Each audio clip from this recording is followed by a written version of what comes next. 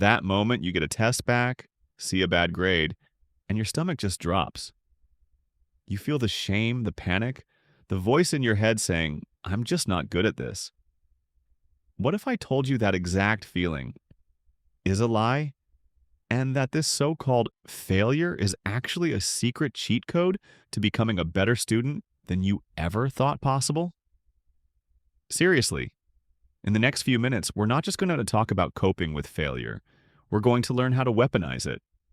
You will walk away with a completely new mindset and 3 powerful steps to turn any academic setback into your biggest advantage. Let's dive in. The first thing we need to do is reframe what failure even is.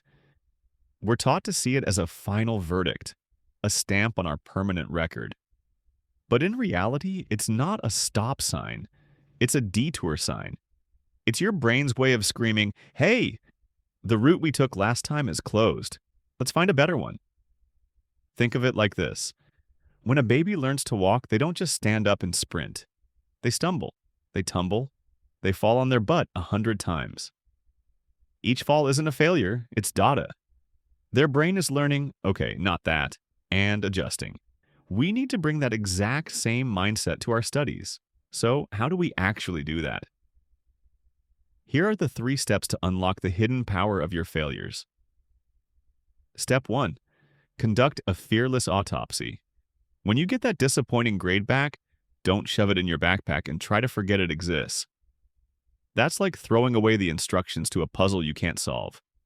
Instead, sit down with it when you're calm. Be a detective on your own work. Ask, where exactly did the points go? Was it a specific topic? Did I misread the questions? Was it a time management issue? This isn't about beating yourself up, it's about gathering intelligence.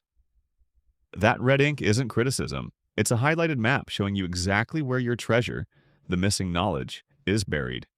Step 2. Find the system flaw, not the personal flaw. This is the most important mindset shift. Your failure is almost never because you're bad at math or you're a terrible writer. It's almost always because of a flawed system. You didn't fail because you're incapable. You failed because your study method for that subject was inefficient. Maybe you just reread notes, but what you needed was active recall with practice problems. Maybe you crammed, but your brain needs spaced repetition. See the difference? One attacks your identity, the other attacks a strategy, and strategies can be changed overnight. You're not broken, your method was. And that's a much easier fix. Step 3. Embrace the iteration cycle. This is where the magic happens. Iteration is just a fancy word for try, learn, tweak, try again. Every single major discovery, every piece of great art, every successful startup, they all went through countless iterations. Your academic journey is no different.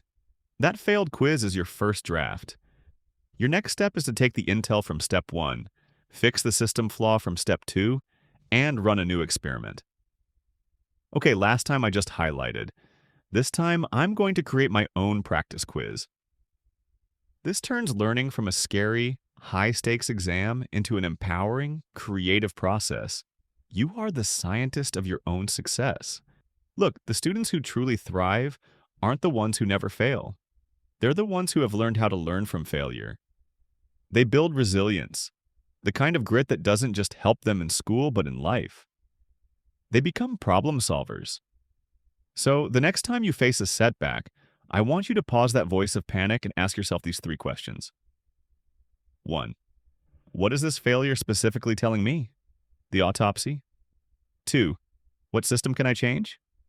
Find the flaw. 3. What is one small new strategy I can try next? Iterate. You are capable of so much more than a single grade could ever define. Your potential isn't fixed, it's built piece by piece, often with the bricks that once tripped you up. So, I have a challenge for you.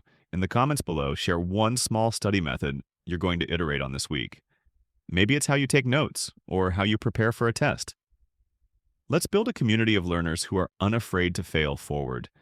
And if this video helped you see your struggles in a new light, hit that subscribe button. We're here to make your study journey smarter, kinder, and a whole lot more successful. Now go out there and turn that setback into a setup for your next big comeback.